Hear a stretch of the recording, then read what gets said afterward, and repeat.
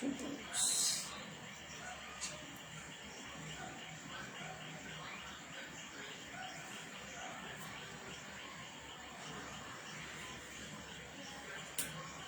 Espírito Santo, glória.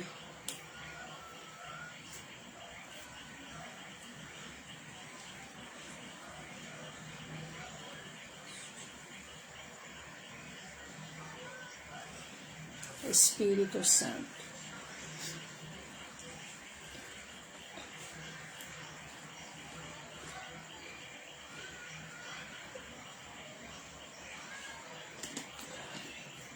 Glória a Deus. Glória ao Espírito Santo.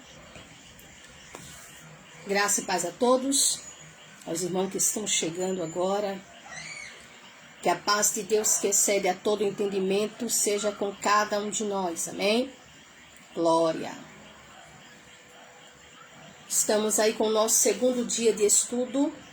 Só vamos dar mais um tempinho, para ver se os irmãos que já estavam aqui, que estiveram aqui ontem, esperando alguns irmãos chegarem, para nós estarmos dando início ao nosso segundo dia de estudo. Um estudo que tem por tema como interpretar a Bíblia.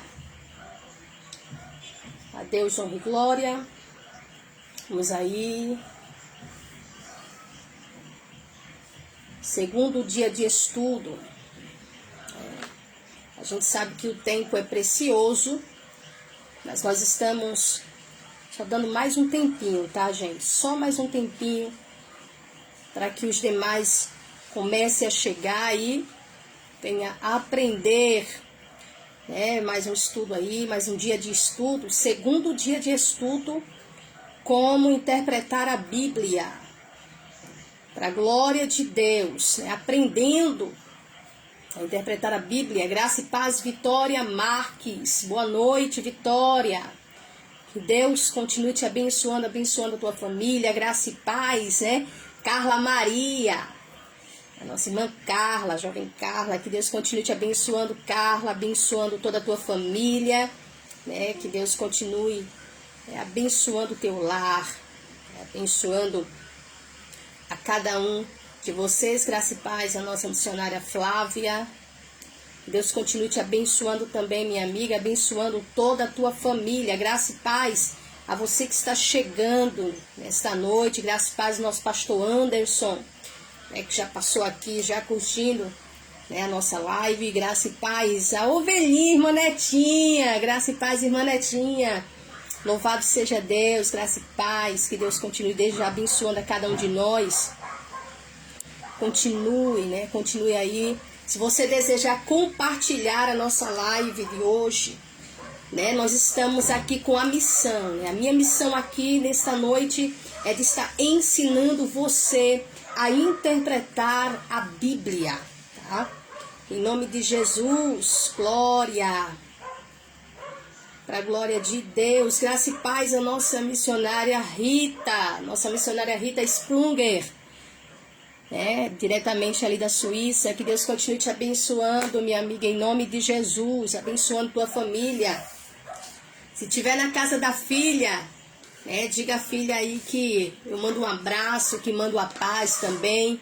Um beijo no netinho também, Em nome de Jesus. Que Deus já continue nos abençoando. Mais uma noite de estudo, onde nós estamos com o propósito de estar ensinando você, tá? Você que deseja aprender. Você que deseja aprender a interpretar a Bíblia, a buscar ter o conhecimento das Escrituras, E isso de forma, primeiramente a gente depende do Espírito Santo, e segundo, nós precisamos nos engajar em uma busca pelo conhecimento, e assim como nós precisamos do Espírito Santo, nós também precisamos nos esforçar para buscarmos alcançar este conhecimento. Amém? Nós começamos ontem foi o nosso primeiro dia de estudo e se estenderá até a próxima sexta-feira, tá? Então, vamos estar orando agora, nesse exato momento, Amém, né? Tá na casa da filha, né? Então, manda aí a paz pra filha, um abraço também, né? Um cheiro, um beijo no netinho, em nome de Jesus.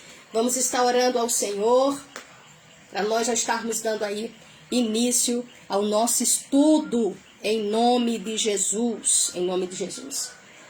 Eterno Deus e Pai, Senhor Criador dos céus e da terra, agradecemos mais uma vez o Senhor pelo dia de hoje, um dia maravilhoso que nos concedeu o Senhor. Mais um dia de estudo, mais um dia de aprendizado, mais um dia onde nós temos, ó Pai, em nome de Jesus, a necessidade de estarmos aprendendo como entender a sua palavra. Para algumas pessoas isso não é necessário, mas para quem entende e sabe a necessidade de sabermos como compreendermos, entendermos a sua palavra. E eu quero agradecer ao Senhor pela vida daqueles que aqui estão, aqueles que gostariam de estar e não podem, pois tem alguns compromissos nesse dia de hoje. Eu oro por aqueles que não desejam estar. Pai, eu oro por toda a tua igreja, em nome de Jesus, continua abençoando a cada um de nós. E que aonde esta mensagem, onde esta live chegar, Pai, haja um despertar de coração para a busca do conhecimento de Deus. Em nome de Jesus. Amém. A presença do Espírito de Deus conosco em mais uma noite de estudo. Mais uma noite onde você tem a oportunidade de estar aprendendo como interpretar a Bíblia. Nós sabemos quando a Bíblia diz, quando a gente ouve isso muito, né, que a palavra de Deus, a Bíblia, a explicação dela, né, quando a gente olha, a gente vai vendo, por ela mesma, ela se explica, ela se interpreta, né? A gente sabe disso. Entretanto, a gente precisa, assim, de algumas ferramentas, né? A gente precisa compreender, nós precisamos ter um entendimento de princípios de interpretação de texto, amém? Graça e paz a nossa irmã Cleide Barros, que está aqui conosco. Que Deus continue abençoando a nossa irmã Cleide. Ontem ela não pôde estar aqui conosco, mas hoje ela está para a glória de Deus, amém? Então, graça e paz a todos que estão chegando, que estão nas salas de vídeo, que Deus já te abençoe, em nome de Jesus. E o propósito do meu coração é poder ir além, eu vou dizer além da sua expectativa diante desse ensinamento, para que você seja transformado pelo poder da palavra. Não tem como você ser curado, não tem como você ser transformado se não entender. E não tem como entender sem interpretar. Amém? Então, já inicio dizendo que o material que nós temos aqui, quem é o autor dessa preciosidade é o nosso pastor Augustus Nicodemos, tá? Mestre aí também em teologia. Tem ajudado muitas pessoas, disponibilizando diversos estudos, né, em vídeo e também escrita, tá? Então, todo o material é do nosso pastor Augustus Nicodemos, ok? É bom a gente informar para ninguém pensar, tá plagiando, não é plágio, tá? Por isso que eu aviso que todo o conteúdo é do nosso pastor. E quando eu digo nosso, né, porque é costume mesmo, tá?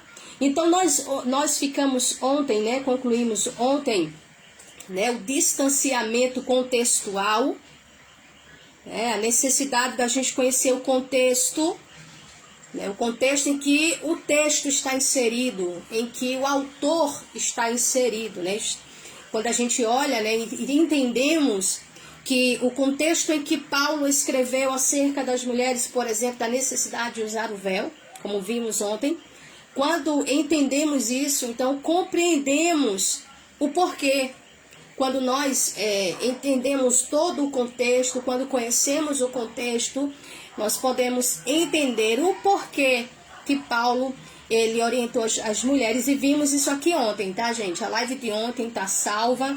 Se você desejar depois, né, saber, porque eu não posso ficar voltando nas aulas anteriores, senão a gente não conclui a tempo.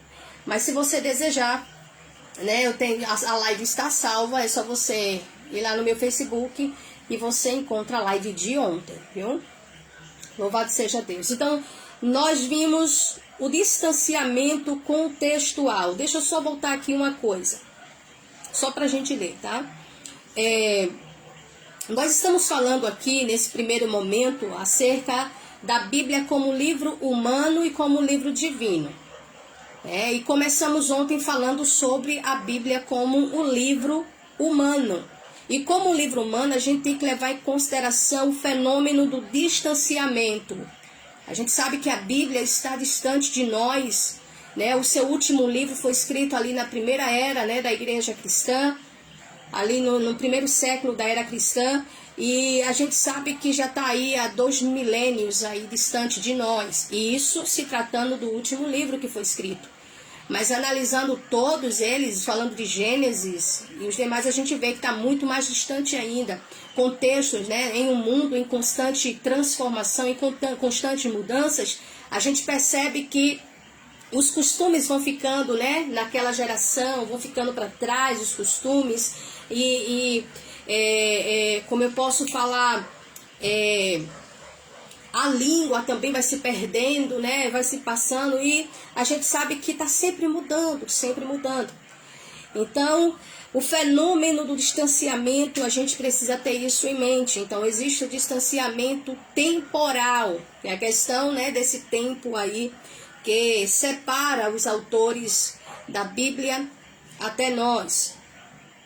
Nós vimos o distanciamento contextual, falando acerca do contexto em que o escritor da Bíblia ele está inserido. Quando Paulo escreveu, Pedro, Tiago, João, quando eles escreveram a Bíblia, eles escreveram para atender a uma necessidade da sua geração, da sua época, do seu tempo.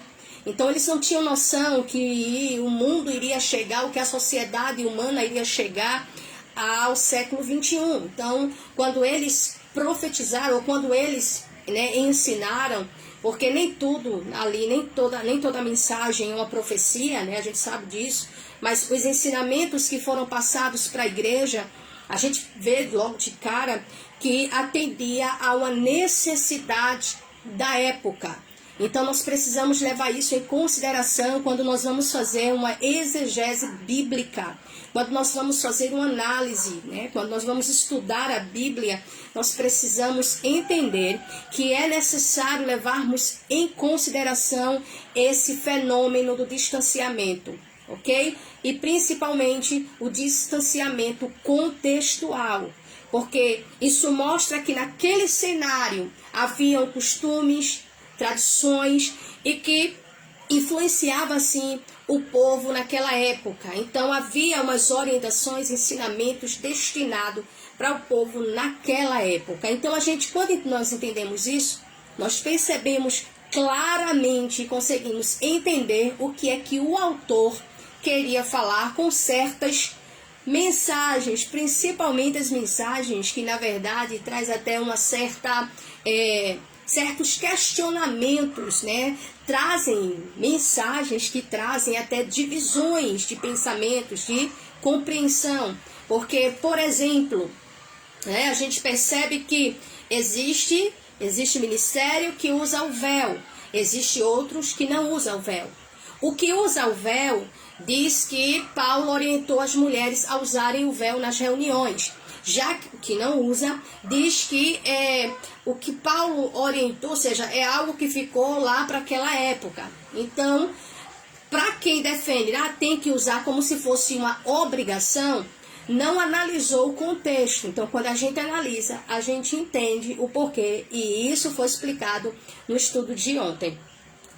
Então, no nosso estudo de hoje, nós vamos começar aqui agora falando um pouco sobre o distanciamento cultural. Lembre sempre dessa palavra, distanciamento. A Bíblia está distante de nós em centenas de anos, tá? Em centenas de anos. E o que foi falado, não foi falado para o século 21, né? Exceto os textos escatológicos, que foi transmitido para um futuro distante, tá? Então vamos abordar hoje o tema é o distanciamento cultural. O mundo em que os escritores da Bíblia viveram já não existe. Ponto. É preciso, quando nós vamos interpretar, nós vamos estudar a Bíblia, é necessário que nós tenhamos isto em mente, que o mundo em que os escritores da Bíblia eles viveram já não existe. Tem gente que sabe disso, mas não leva em consideração na análise bíblica. Então, quando vamos analisar, às vezes as pessoas, eu vou dar só uma saudação, então a gente pode falar assim mesmo por cima, de qualquer jeito. Não, eu sempre falo, nós que somos formadores de opiniões, porque querendo ou não somos, né, nós temos essa influência em ajudar as pessoas, essa influência ou de levar as pessoas para o caminho certo ou para o caminho errado.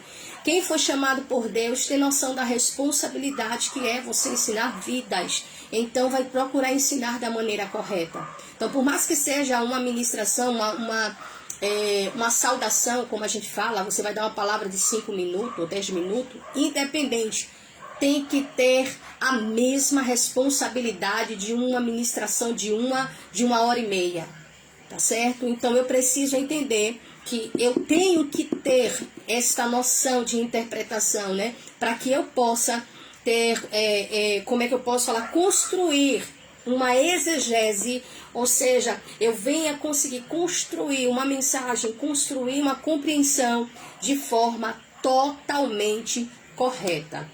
Então, levando em consideração o distanciamento cultural, a gente percebe que o mundo em que os escritores da Bíblia eles viveram já não existe.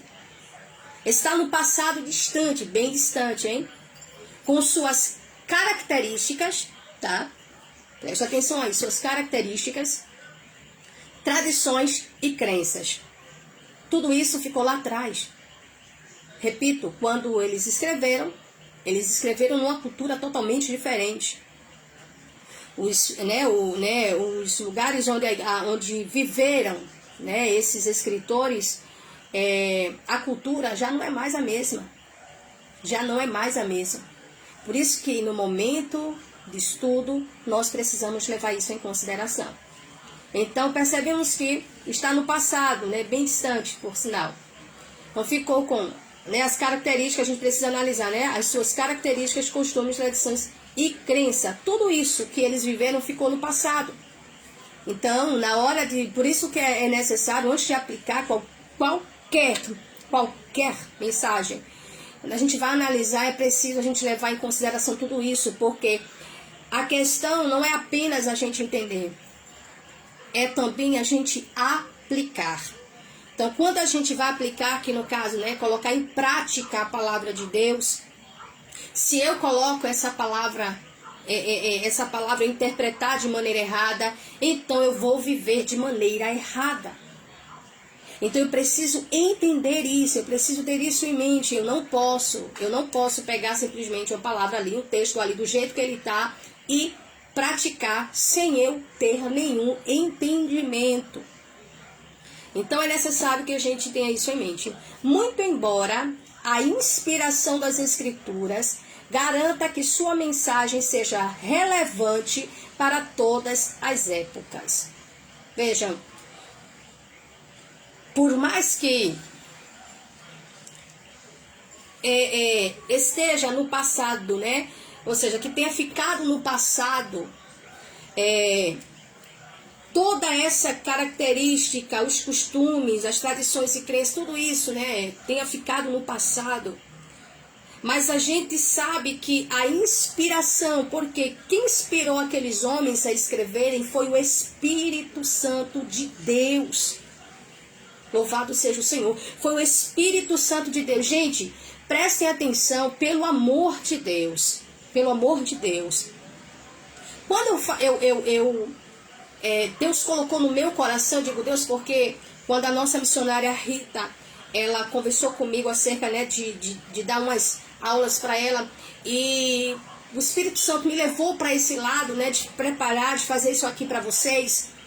Eu sei que tem pessoas que, por exemplo, vai criticar. Tem pessoas que vai criticar, que vai dizer o seguinte, vai dizer assim, mas não precisa isso. Para que isso? Só o Espírito Santo basta. O fato da gente buscar compreender, o fato da gente nos atentar para os princípios, né? Atentarmos para o fato de termos noções de interpretação, porque para interpretar, para você entender um texto, qualquer que seja, na leitura de um jornal, de uma revista, de uma pintura, de qualquer coisa, você precisa ter noção de interpretação. E para interpretar o texto, a gente precisa da iluminação do Espírito Santo. O Espírito Santo, ele é essencial na análise bíblica. Quando eu falo aqui da gente, é um estudo como interpretar a Bíblia, eu não estou dizendo que você vai interpretar a Bíblia sem o auxílio do Espírito Santo. Não. Você precisa, eu preciso, nós dependemos do Espírito Santo. Por que dependemos do Espírito Santo, Cris? Porque a Bíblia, além de ser um livro humano, ele é um livro divino.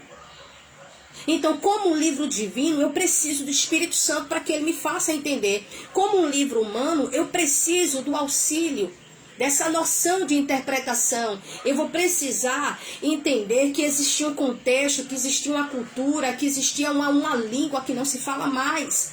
Então, quando a Bíblia foi escrita aí, o idioma que ela foi escrita morreu, já está morta. Entenderam? Então, assim, eu não estou dizendo que o Espírito Santo, que a gente não precisa dele. A gente precisa, é onde muita gente comete muitos erros no tocante a isso. Quando a gente fala assim, vamos estudar a Bíblia, mas nós precisamos de um dicionário. Tem gente que diz, não precisamos de dicionário. Só precisamos do Espírito Santo. Não preciso buscar o auxílio de um mestre. O mestre fala na questão do ensinamento, de um professor. Eu não preciso. Por quê? Porque o Espírito Santo, ele é o meu professor. Eu não preciso. Você está entendendo? Como um livro humano, como um livro escrito por mãos de homens, eu preciso ter em mente que eu preciso de auxílio para entender. Se eu não tiver noção daquele texto, daquela palavra no seu original, eu vou interpretar a palavra errada, gente. Eu tenho que saber, por exemplo, a palavra amor, na nossa língua portuguesa, amor. Mas quando a gente vai para os originais, a gente vai ver essa palavra, ela escrita, vamos ver, ágape, eros, filhos. Você está entendendo o que eu quero dizer aqui para você? Mas não é a mesma palavra, mas dependendo do texto, elas vão ter sentidos diferentes. Porque quando a gente fala do ágape, o agapão, a gente está falando do amor para com Deus. Quando a gente fala do amor eros, a gente está falando do amor entre homem e mulher, tá? Entre casal. Quando a gente fala do amor fraternal, como a gente conhece, a gente está falando do amor entre irmãos, né? Tanto concernente a irmãos, né, sanguíneo, como também na comunidade cristã. É uma palavra, mas quando a gente vai analisar o original dessa palavra, a gente vai entender quando ela, né, o seu significado. Então a gente vai perceber que dentro daquele texto, aquele amor está se referindo entre irmãos, ou o amor de Deus para conosco, né, no caso o amor ágape, e o amor eros. Então a gente precisa ter isso em mente, que existem palavras que a gente encontra na Bíblia, que ao conhecê-la no seu original, a gente vai entender e aplicá-la da maneira correta dentro do texto. E isso vai nos facilitar a compreensão do texto. Você está entendendo que o Espírito Santo, ele não vai dizer para você que aquele amor é ágape, que aquele amor é eros, que aquele amor é filhos, que aquele amor é fraternal. Não vai. Mas, Cristo, o Espírito Santo pode muito bem dizer, ele pode dizer. Mas isso é uma coisa que eu preciso pesquisar. Ou você quer que o Espírito Santo venha me dizer o original? Não. O Espírito Santo, ele vai nos iluminar, fazer com que a gente entenda o texto. Mas a gente precisa fazer a nossa parte. E é isso que eu venho ensinar você nesta noite, nesse segundo dia de estudo. Então, muito embora a inspiração das Escrituras garanta que sua mensagem seja relevante em todas as épocas, devemos lembrar que essa mensagem foi registrada, essa mensagem foi escrita numa determinada cultura, tá? Ela não foi escrita na cultura atual, nem para a cultura atual. Ela foi escrita naquela cultura lá atrás que nem existe mais, da qual traços foram preservados na Bíblia, tá? Ou seja, foi escrito numa cultura totalmente diferente, que hoje não existe mais. Entretanto, há traços, né? A Bíblia, né? Deus é lindo demais. Foram preservados. Você já percebeu, quando nós falamos, por exemplo, de arqueologia, né? A arqueologia traz as provas aí dos textos bíblicos. Deus é muito lindo, gente. Deus é muito lindo. Tem um professor, toda vez eu esqueço o nome desse professor, rapaz. Ele é formado em arqueologia bíblica e vale a pena você ouvir os ensinamentos, viu? Ele vai profundo. Agora eu esqueci o nome dele. Se alguém lembrar aí, coloca aí pra mim, por favor. Colocar aqui nos comentários, se lembrar. Eu acredito que Flávia, nossa missionária Flávia Tavares sabe de quem eu estou me referindo. Não lembro agora o nome dele. Rodrigo, né? Pronto, pastor Rodrigo. Pastor Rodrigo, né? O professor Rodrigo, professor formado em arqueologia bíblica. Vale a pena, viu? Vale a pena você assistir os vídeos. Ele fala, né? Ele traz uma explicação muito, muito tremenda. Seguindo aqui no nosso estudo, os princípios de interpretação da Bíblia devem levar em conta o jeito de escrever daquela época, tá? Eu não posso... Preste atenção aqui. Os princípios de interpretação da Bíblia, tá? Devem levar em conta o jeito de escrever, né? Daquela época, a maneira de se expressar, conceitos e ilustrar as verdades para poder transpor a distância cultural. Vamos lá. Como é que funciona esse negócio aí, Cris? Explica. Os princípios de interpretação, né, quando a gente vai, no momento da interpretação, a gente precisa levar em consideração isso, né? Primeiro, levar em conta o jeito de escrever daquela época, tá? O jeito de escrever daquela época. Segundo, levar em consideração a maneira de se expressar conceitos. A maneira de se expressar conceitos e ilustrar verdades. Vou dar um exemplo aqui, tá? Quem não lembra, né? Muito falado, isso é muito falado, esse texto é muito citado, quando Josué, né? A pessoa que escreveu o livro de Josué, né? Que narrou ali, que contou a história, ele diz que, no texto, ele diz que Josué orou e o sol parou. E Deus deu vitória a Josué, né? Josué ora a Deus e Deus parou o sol. Na visão, eles não tinham, não entendiam de geografia, não entendiam, né, sobre esse, né, que o que gira é a Terra, que a Terra gira em torno do Sol. Creio que eu esteja falando certo a colocação, né, gente? Mas que na verdade não é o Sol que gira. Não é o Sol que gira, mas sim a Terra que está em movimento. Só que, para nós que estamos aqui na Terra, na nossa visão, parece, na nossa visão, né, a gente olhando daqui da Terra para o céu, a gente vê o Sol se movendo, a gente vê ele indo para um canto, depois indo para outro. Só que, é por isso que é preciso... Olhe, por um bom tempo, meu irmão, era muita gente brincando por causa desse assunto. Aí tem a gente que diz assim, não, o que importa é o que a Bíblia está dizendo. A Bíblia está dizendo que o sol parou, então o sol parou. Tem gente assim, o sol parou, então não foi terra que parou, foi o sol e pronto, porque a Bíblia diz que foi o sol. Mas quando a gente olha, observamos que os princípios de interpretação da Bíblia devem levar em conta o jeito de escrever daquela época, ou seja, quem escreveu naquele momento, por exemplo, relatando o que tinha acontecido, ele falou. Ele não estava lá no céu, ele não estava acima da terra, não, ele estava aqui na terra e na visão, o sol que parou. Então ele escreve que Josué orou e o sol parou. Só que nós sabemos, né, diante aí de recursos, que é a terra que gira em torno do sol. Então não foi o sol que parou. Você está entendendo o que eu quero dizer aqui para você?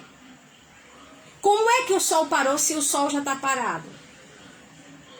Só que quem escreve, quem conta, não vai contar, não tinha o entendimento, não tinha o conhecimento que nós hoje temos. Então você está entendendo que quando nós vamos interpretar a Bíblia, nós precisamos levar em conta que o jeito de escrever daquela época era totalmente diferente. Era totalmente diferente.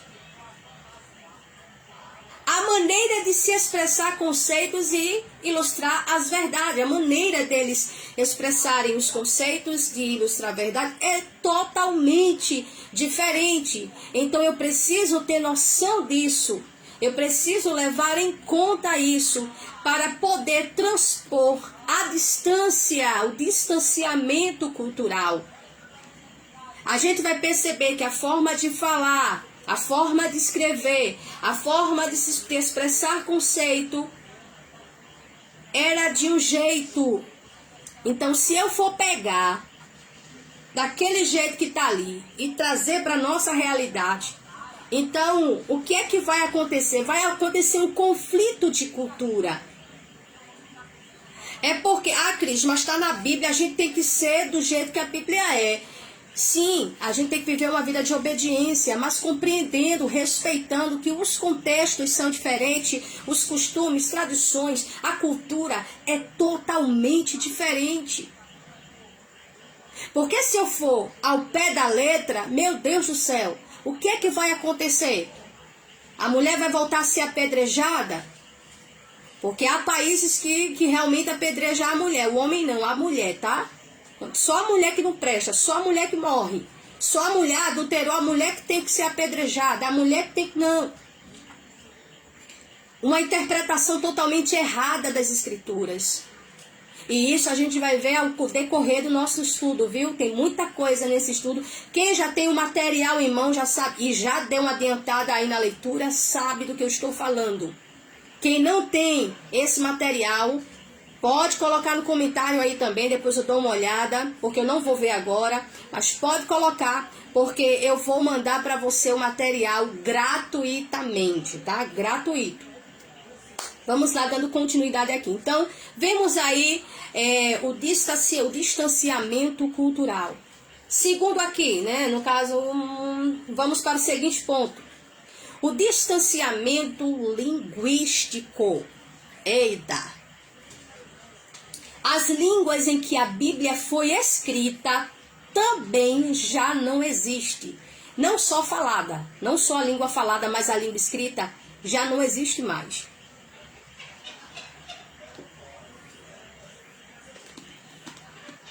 Não se fala mais o hebraico, o grego e o aramaico bíblicos nos dias de hoje. Não se fala mais. Nem o hebraico, nem o grego, nem o aramaico. Não se fala mais, tá? Então, a gente já vê aí que é também mais um obstáculo para a gente transpor o distanciamento linguístico. Não se fala mais o hebraico, o grego, o aramaico, né, bem que nos dias de hoje, mesmo nos países onde a Bíblia foi escrita. Como cada língua tem o seu jeito próprio de comunicar conceitos, apesar de uma estrutura comum, né, comum a todas, princípios de interpretação da Bíblia devem levar em conta essas peculiaridades. O conhecimento do paralelismo hebraico certamente nos ajuda a entender os salmos melhor, bem como os profetas.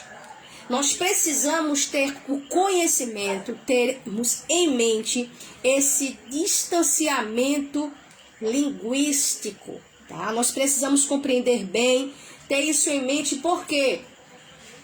Porque a língua que a Bíblia foi escrita, né, já não existe.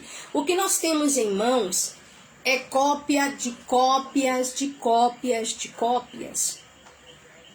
Então a gente precisa levar em consideração disso. Muita coisa também se perdeu. Muita coisa também se perdeu, tá? Então precisamos ter em mente esse distanciamento linguístico. Então você já percebe, né, que a gente tem que se esforçar aí. Por isso que a gente precisa, quando eu pego o texto aqui, eu não vou dizer a você que toda a Bíblia está toda traduzida no mais próximo da língua original, não. Alguns textos, eles não alcançaram, não tiveram como.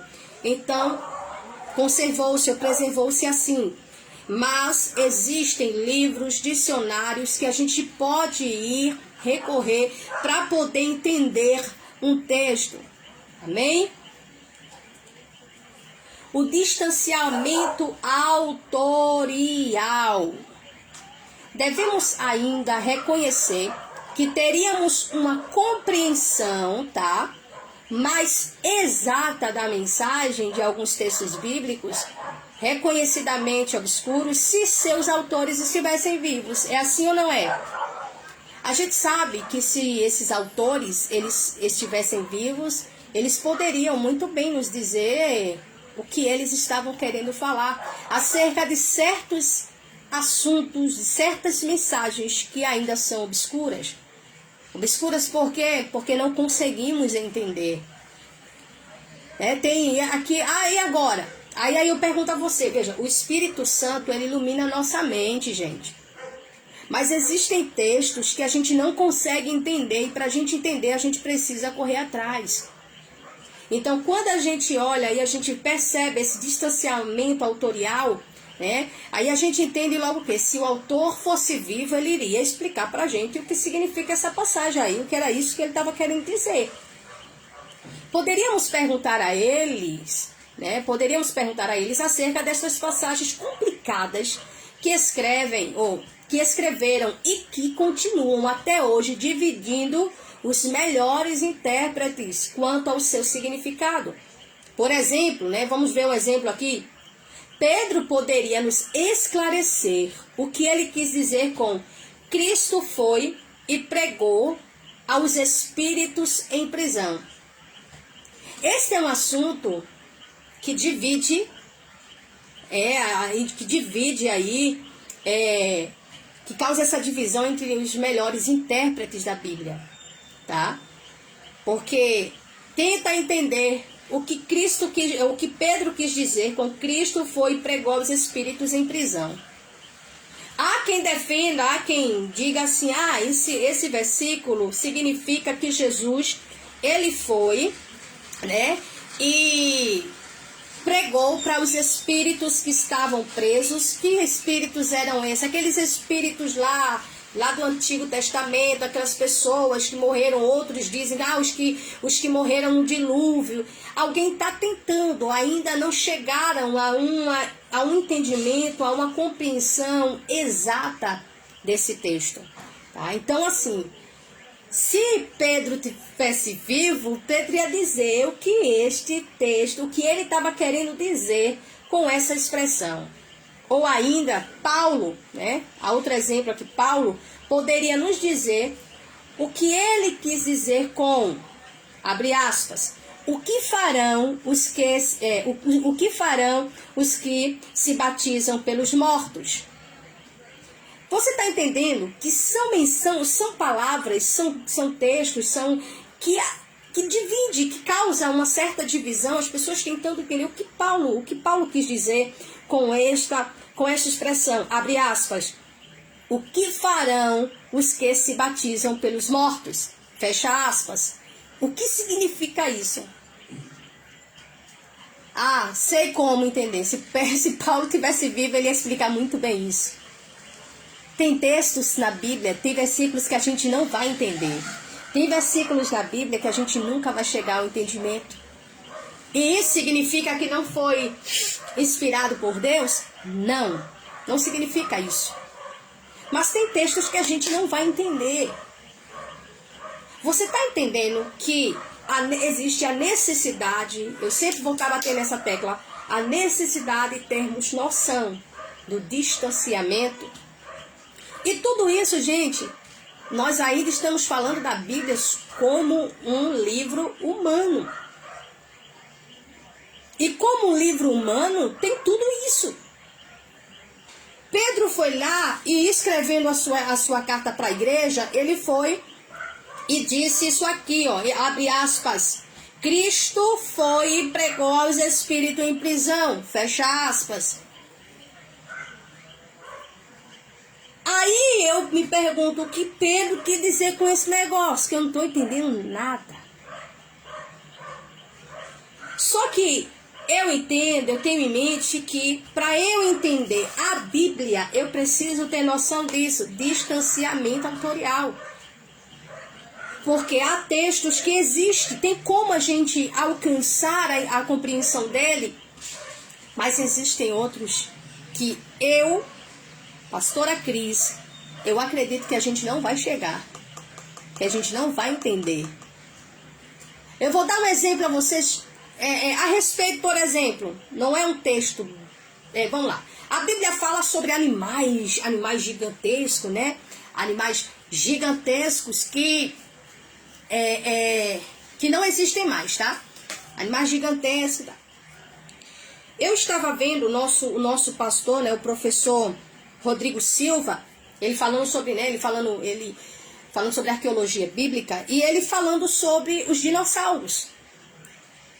Sobre os dinossauros. A gente vê a forma que os ossos, o tamanho, aquela coisa toda, e a gente pergunta, onde foi que esses bichos viveram, hein? Então ele tenta explicar. O interessante é que não tem assim um texto que nos leve a uma clareza 100% sobre o assunto. Não tem um texto. Mas tem um texto que fala sobre animais, né, animais ferozes, animais grandes, tá? Falando isso. E mais, que na verdade entraram em extinção. Aí até ele diz assim, pode ser que, se existiram mesmo, pode ser que tenham morrido no dilúvio. Foi só questão de buscar entender. É que eu digo para você, existe assunto na Bíblia que você não vai alcançar uma compreensão. E te aconselho, não procura entender aquilo que muitas vezes a gente não vai achar uma explicação. Por isso que eu sou adepta de buscar colocar em prática aquilo que, sabe aquela mensagem simples, né, de Jesus? Colocar em prática e buscar agradar a Deus, viver uma vida de obediência, se desviar do pecado, sair do caminho do mal, e tudo isso que nos leva ao céu. Mas tem pessoas que buscam ter entendimento, conhecimento, não é para aplicação de vida. É simplesmente para ficar causando, sabe? Entrando em debates, discutindo, para querer dizer que sabe mais, ou né? Querendo competir. Não, eu tenho que saber para mostrar que eu sei, para mostrar que eu tenho mais entendimento. Então muitas pessoas agem dessa forma e buscam conhecimento bíblico com essa finalidade, tá? O livro de Jó fala sobre esses animais, né? Fala sobre esses animais, que até eu estou esquecida o nome que ele cita. Então, dando continuidade aqui, Mateus poderia, outro exemplo, Mateus poderia finalmente tirar a dúvida sobre o sentido da frase de Jesus. Não terminarão de percorrer as cidades de Israel até que venha o Filho do Homem. Você está entendendo? São formas de escrever, né? São formas de escrever, como a gente viu, como nós vimos aqui no distanciamento linguístico, né? São formas de escrever que você se pergunta o que Jesus quer dizer com isso aqui. Mateus que escreveu, né? Essa fala de Jesus. Não terminarão de percorrer as cidades de Israel até que venha o Filho do Homem. Aí eu pergunto a vocês, você já pensou se eu pego um versículo desse e vou pregar sem antes fazer uma interpretação, porque eu vou ser sincera a você, meu irmão. Eu olho aqui para essa parte aqui do versículo, não terminarão, abre aspas, não terminarão de percorrer a cidade de Israel até que venha o Filho do Homem, fecha aspas. Foi o que Jesus disse. Aí, para a gente entender, Mateus teria que estar aqui para dizer assim, olha, Jesus estava querendo dizer isso aqui. Então nós teríamos uma explicação muito clara. Mas por conta desse distanciamento autorial, a gente não tem acesso a todas as explicações, a tudo que a Bíblia ela está dizendo, está falando ou está nos trazendo. Ainda mais, vamos lá aqui. Daniel poderia nos esclarecer a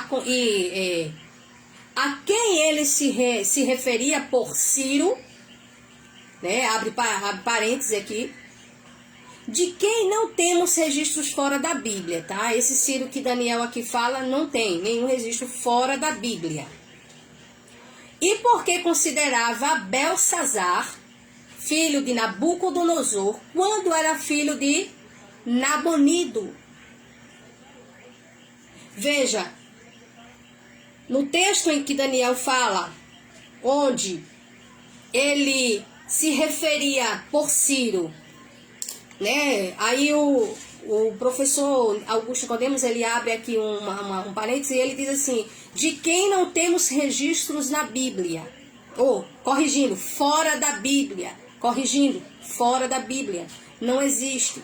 A gente conhece o Ciro que a Bíblia mostra ali, mas não existe. Esse Ciro que Daniel cita, não existe nada fora da Bíblia falando sobre ele. E também, se Daniel estivesse aqui com você e comigo, ele poderia, né, explicar para a gente aqui, esclarecer para nós, porque ele considerava Belsazar, filho de Nabucodonosor, quando era filho de Nabonido. Ou seja, por que ele considerava Belsazar como filho de Nabucodonosor, se ele era filho de Nabonido? Então, se Daniel tivesse aqui, ele ia explicar pra gente muito bem, esclarecer pra gente muito bem essa questão. Você está entendendo que o distanciamento autorial dificulta também a compreensão do texto? Não endossamos o que alguns estudiosos afirmam, que com a morte do autor perdeu-se a possibilidade de recuperar-se a intenção dos mesmos. Ou seja, o reverendo Augusto Nicodemos, ele deixa claro, né, que ele e outros não endossam, né, essa questão, né, que alguns estudiosos afirmam que com a morte do autor, né, perdeu-se a possibilidade de recuperar a intenção, tá, dos mesmos. Não é porque esses autores não estão entre nós que a gente não pode, tá, compreender as suas mensagens transmitidas, pois eles foram inspirados por Deus para escrever. Mas também a Bíblia, como um livro humano, ela mostra, né, que há falas, por exemplo, que não foi, não estamos falando de profecia, mas que na verdade a gente percebe que tem exemplos na Bíblia que você olha que era o dia a dia, era o cotidiano, era a forma de vida das pessoas, era assim que eles viviam, entenderam? Então tem coisas que vai ser uma lei, vai ser estatuto, vai ser doutrina. Mas tem coisas que ali era o dia a dia deles. A Bíblia está contando aqui, Paulo está contando, né, como viviam os bereanos, os crentes de Bereia. O que eles faziam? Os crentes de Bereia eram uma bênção. De Bereia, eles viviam, eles se dedicavam ao estudo da Bíblia diariamente. Diariamente eles se reuniam para estar estudando. E mais, quando alguém iria pregar, quando alguém, né, subia a tribuna para falar, eles ficavam analisando se o que aquela pessoa estava falando estava de acordo com as escrituras. Então, isso aqui que Paulo, ele fala, quando ele vem falar acerca dos crentes de Bereia, ele não está falando aqui, não está colocando aqui, impondo à igreja, isso aqui é uma regra, vocês têm que viver dessa maneira. Não. Paulo traz os irmãos de Bereia como exemplo, deixando claro para a igreja a qual ele escrevia a sua carta, deixando claro a importância de nós, no processo, no momento em que está se havendo a ministração da palavra, nós estarmos analisando, acompanhando aquela pregação com o texto. E se a pregação de quem quer que seja não bate com a palavra, não tem coerência com a palavra, não está de acordo com a palavra, não aceite. Cris, mas é o meu pastor disse isso, eu assino embaixo. Problema seu e do seu pastor, mas se está errado, se está fora da Bíblia, você não tem obrigação de seguir. Nós fomos ensinados errados. Vimos muitos subirem no púlpito e abusarem da autoridade que lhes foi confiada. Pegaram textos isolados, criaram normas e regras, jogaram nas costas dos outros, causando, na verdade, um aprisionamento religioso. Sabe qual é a questão? É o nosso problema, é o nosso mal. Isso é o nosso mal. Tá falando, é Cristo que está falando, então assina embaixo. Não assina embaixo em nada que eu falo. Em nada que eu falo, não assina embaixo. Analise o que eu estou pregando para você. Se tiver de acordo com a palavra, você aceita, não porque Cristo está pregando, mas porque está de acordo com a palavra. Mas se não tem respaldo bíblico, se não está de acordo com a palavra, a pregação, não aceite. Eu me preocupo muito com relação a isso. Eu vejo muitas pessoas, tem muitas pessoas por aí que espiritualmente estão doentes, porque não comeram alimento sólido, não comeram, o pasto verdejante, não se alimentaram da verdade, se alimentaram de achismo, se alimentaram de pressupostos, se alimentaram de pensamento, de concepções, não se alimentaram genuinamente da palavra, ou da palavra genuína, do Evangelho de Cristo. O conhecimento de Deus não é para o alcance, não é de alcance exclusivo de A e B. O conhecimento do Altíssimo está à disposição para todos que quiserem.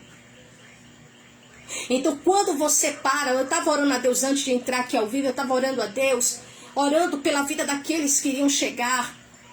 Porque nem todo mundo quer ter esse trabalho de fazer essa análise toda, observar tudo isso, para trazer uma pregação de 10 minutos, 15 minutos, 1 hora e meia. Mas nós precisamos, não apenas para ministrarmos, mas também para vivermos uma vida de acordo com a palavra de Deus. Então, cuidado, tá? Muito cuidado com as pregações que você escuta. Não olhe primeiramente para a pessoa, olhe para a palavra, em seguida para a pessoa. Analise o que você está ouvindo, a pregação que você está ouvindo. Ô Cris, isso não tem respaldo bíblico não, Cris. Olha, tem umas abençoadas mesmo, umas abençoadas que vem aí. Nossa, Cris, olha isso, Cris, olha essa mensagem. Cris, olha essa mensagem, Cris, está certo aqui. Coisas absurdas. Sabe por quê? Muitos crentes estão aí se perdendo. Sabe por que tem tanta gente doente? Sabe por que tem tanta gente sem fé? Sabe por que tem tanta gente aí sem esperança? Porque não tem o conhecimento de Deus. Não tem o conhecimento de Deus. E a palavra de Deus é ela quem nos sustenta. Por isso que Satanás, ele faz de tudo para que você não tenha o conhecimento. Porque ele sabe a verdade. Satanás conhece a verdade. E sabe que se você estiver na verdade, ele não tem poder sobre a tua vida. Então é necessário para você ter uma compreensão do texto. Não só para pregar, repito, mas também para viver. Para você ter uma compreensão do texto, você precisa ter noção disso aqui que eu estou mostrando a você. Isso aqui é o básico, é o mínimo que vai te ajudar. Eu falo isso porque me ajuda até hoje, desde quando eu aprendi isso aqui. Desde quando eu comecei a colocar em prática isso aqui. Analisando o texto, levando em consideração tudo isso aqui. Então eu aprendi. Passei a colocar na minha vida em prática aquilo que é realmente a verdade. Não é aquilo que os outros saem falando. Não, não, não. Por isso que eu digo a você. Sempre analise o que qualquer pessoa prega. E o que está fora da Bíblia, não aceite. Não aceite. Tá? Não aceite. Você não é obrigada nem obrigado a aceitar o que está fora da Bíblia. Mas o meu pastor está mandando eu fazer. Deus vai cobrar dele e vai cobrar de você se você fizer. Não, mas eu tenho que obedecer o meu pastor. Obedecer no que é certo. Não no que é errado. Porque se era para obedecer o líder, né? O líder lá, o pastor, que estava ensinando. Veja o que é que Deus faz. Quando o povo começou a fazer as coisas erradas, porque os sacerdotes estavam ensinando errado. Deus cobrou dos sacerdotes e cobrou dos homens que estavam abandonando as suas esposas. Malaquias capítulo 2 você vai ver, Deus traz uma repreensão sobre os sacerdotes que estavam ensinando o povo errado, tá? Sendo complacente com o pecado do povo. E Deus se vira aos homens e os repreende, porque haviam abandonado a mulher da sua mocidade.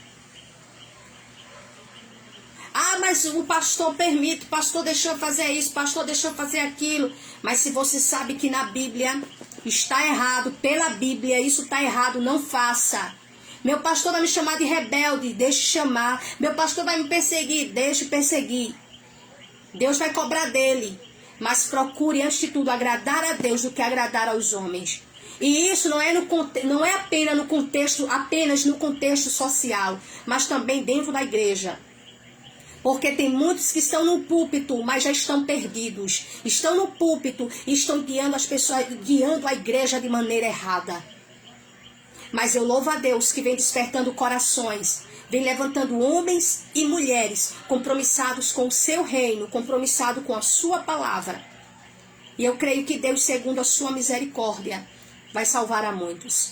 E quando eu digo a muitos, esses que infelizmente não têm entendimento disso que eu estou falando para você, e estão ali seguindo, ó, como se fossem um bocado de animais, sendo controlados. Porque eu sou sincera a você, estou cansada de ver pastores usando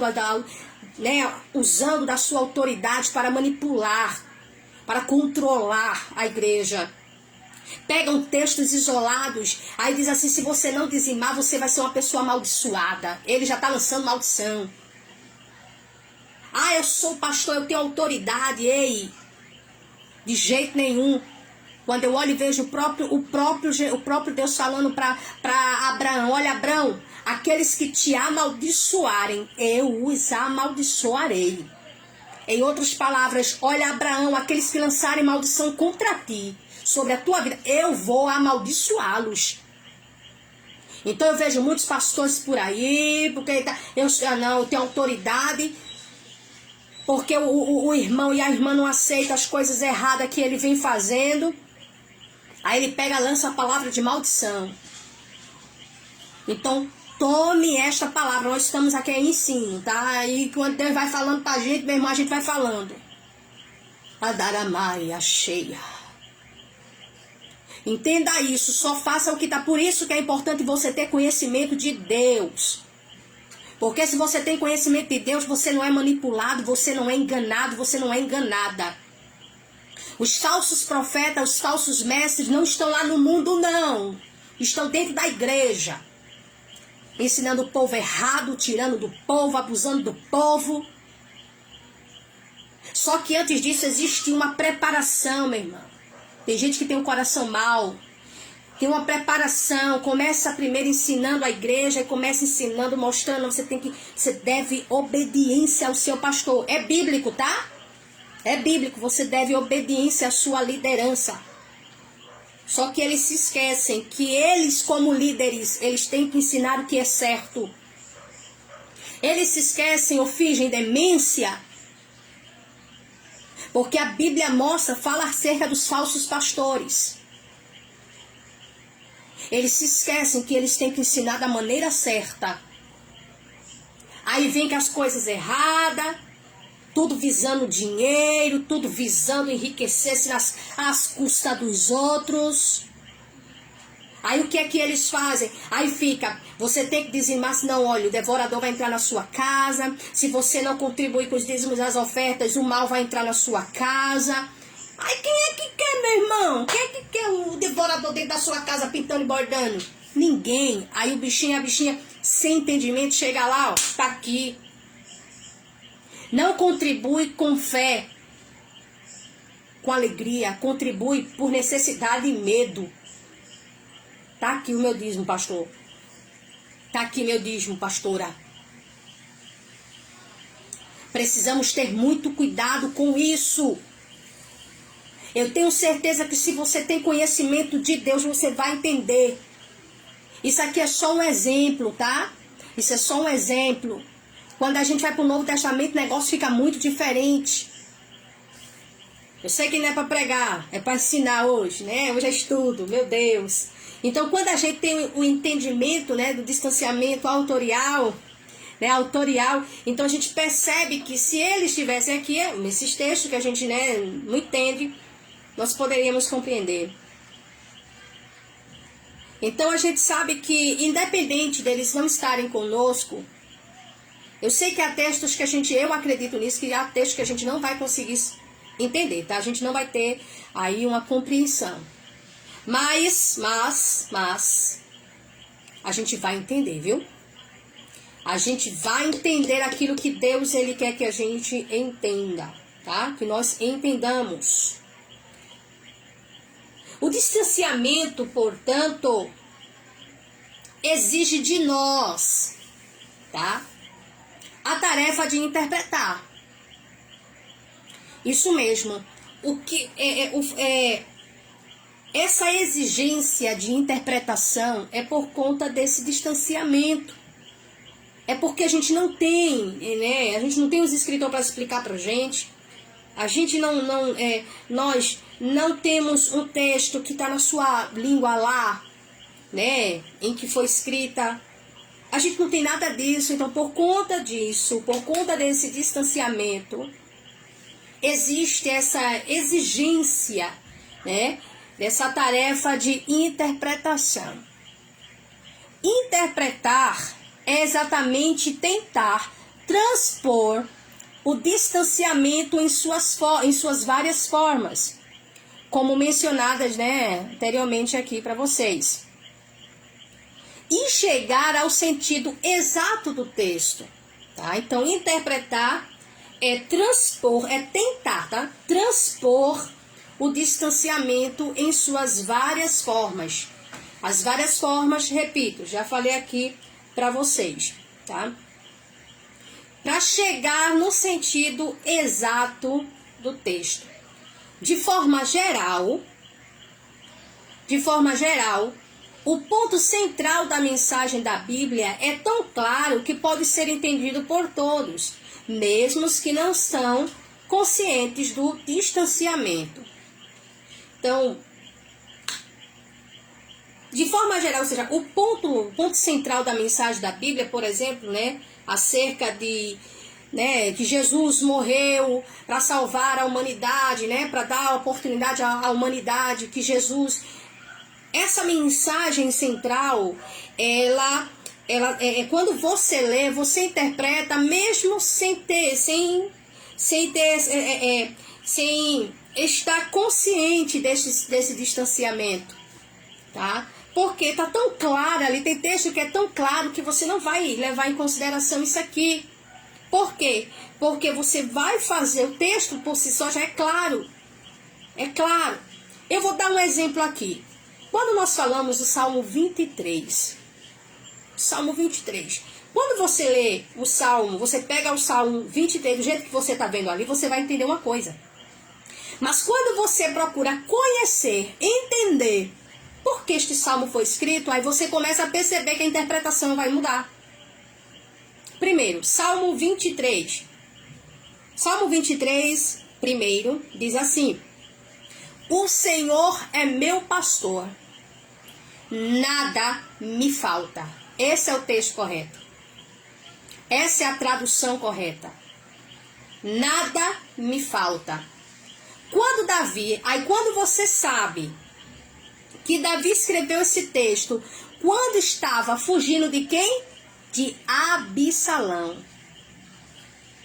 Quando você entende e eu entendemos, nós entendemos, né, que quando Davi escreve esse Salmo 23, ele estava fugindo do seu filho Absalão, você vai entender que Davi diz assim: o Senhor é meu pastor, nada me falta. Só que tem um porém. Davi tinha perdido o trono, porque Absalão tinha usurpado o trono. Davi tinha perdido coroa, poder, autoridade. Davi tinha perdido tudo. Davi teve que fugir porque ele poderia ficar e lutar contra o filho? Poderia. Mas Absalão já tinha contaminado a mente de várias pessoas.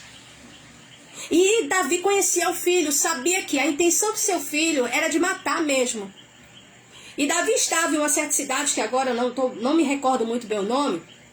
Ele estava e ficou sabendo, recebeu a mensagem que Absalão estava chegando, estava indo ao seu encontro. Então a intenção de Absalão era chegar lá e da reação de Davi reagindo, ele ia matar todo mundo da cidade. O que é que Davi faz? Davi olha e diz: não, eu vou fugir, eu não vou ficar, porque se eu ficar, todo mundo vai morrer. E Davi fugiu. Davi não foi covarde. Davi, por amor ao povo, ele preferiu ir embora, deixar tudo para trás. Deixar trono, coroa, deixar tudo. Ele preferiu não lutar com o filho, ainda mais era o seu filho. Mas, Cris, o filho dele tinha se rebelado contra ele. Sim, meu irmão, quem é mãe sabe. Às vezes o filho é tão rebelde, mas tão rebelde, meu irmão, que quanto mais rebelde ele é, mais você ama. Você quer o bem. Você quer ver ele com Jesus. Você quer ver ele prosperando. Você quer ver ele crescendo. Menos de maneira errada, eu sei disso. Davi optou por fugir do seu filho, deixando para trás tudo. Então você está entendendo quando Davi diz assim: o Senhor é meu pastor, nada me falta. Davi não estava falando que não vai faltar carro, não vai faltar casa, não vai faltar isso, não vai faltar nada. Não, Davi não estava falando de questões materiais. Esse salmo foi escrito em um contexto, em uma situação de dificuldade. Davi não tinha nada, então assim: o Senhor é meu pastor, nada me falta. Quando você entende, quando você vai lá no contexto e vê, quando este salmo foi escrito e você percebe que não tem nada a ver com o material, meu irmão. Davi estava ali totalmente no espiritual. Davi estava mostrando, né? Você vê mesmo que não falta nada. O Salmo 23. Deixa eu vir aqui no texto. Tá? Ele disse: o Senhor é meu pastor, nada me falta. Em verdes pastos, me faz descansar. E para águas tranquilas, me guia em paz. Veja, ele está falando nada. Meu irmão, Davi tinha perdido tudo. Tudo, materialmente falando, Davi tinha perdido tudo. Mas a presença, por isso que eu digo, quando nós fazemos de Deus o nosso tudo, quando nós fazemos de Deus a nossa base, quando é Deus o nosso mundo, pode tirar tudo, meu irmão. A gente não vai sentir falta. Sabe por quê? Porque Deus é a razão da sua existência, é a razão da sua alegria, é a razão da sua paz, é a razão da sua tranquilidade.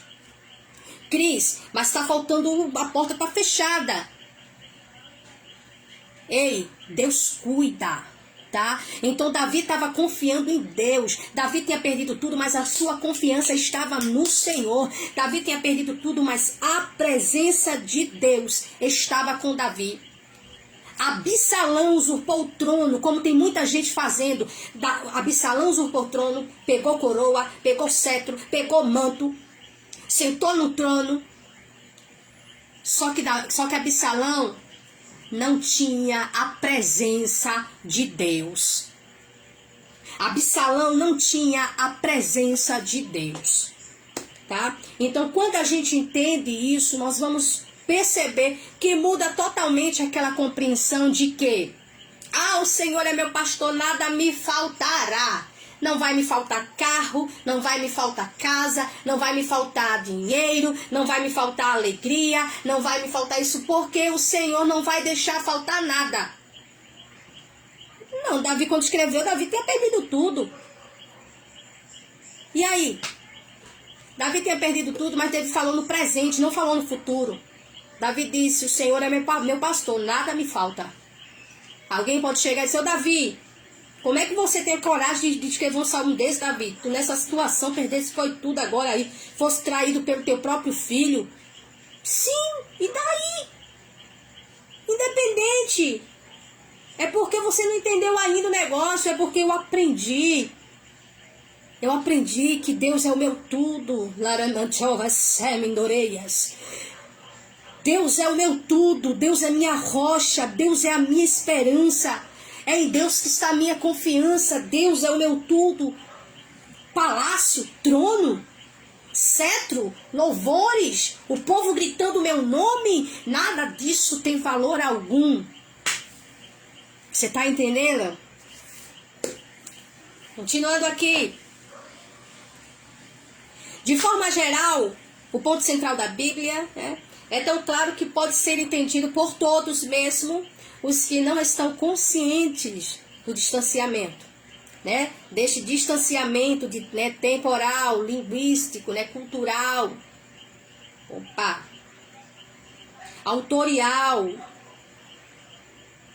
Glória, a presença do Senhor é fiel conosco. Vamos lá. Deixa eu continuar aqui. Sim. A prova disto é que a igreja vem se mantendo viva e ativa através dos séculos, sendo composta, em sua quase absoluta maioria, de pessoas que não têm treinamento teológico, histórico e linguístico que permitiriam uma leitura mais informada das Escrituras. É verdade.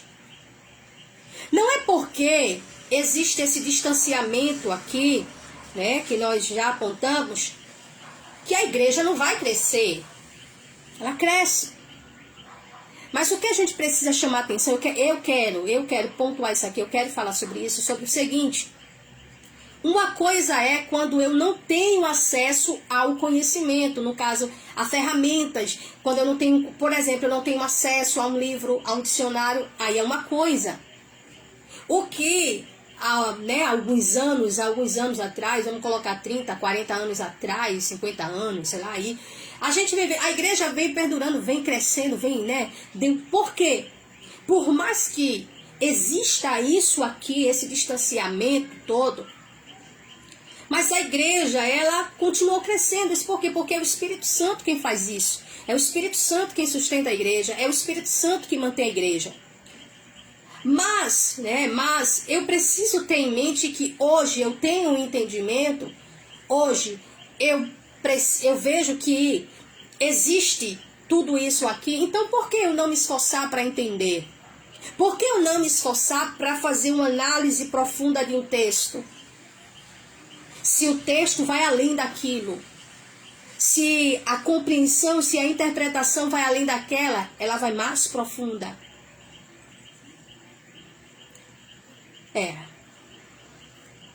Por outro lado, uma maior exatidão e clareza acerca de todos os aspectos da mensagem bíblica não poderá ser alcançada sem interpretação consciente.